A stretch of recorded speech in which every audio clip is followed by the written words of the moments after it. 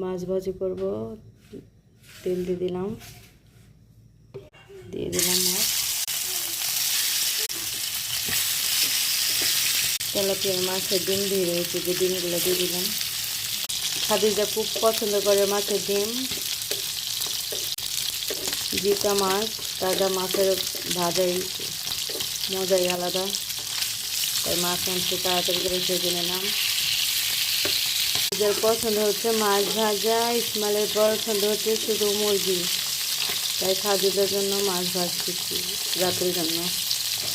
বেশি লাল করবো না, বেশি লাল করলে খাদিজা আম্মু খেতে পারবে না। বেশি মাছ মচমচে করে নিলে শক্ত হয়ে যায়, তার জন্য আমি বেশি ভাজবো না। হ্যাঁ আম্মু, মাছ ভাজা হয়ে গেছে। তাই তাই তো ভাজতেছি মাছের ডিম।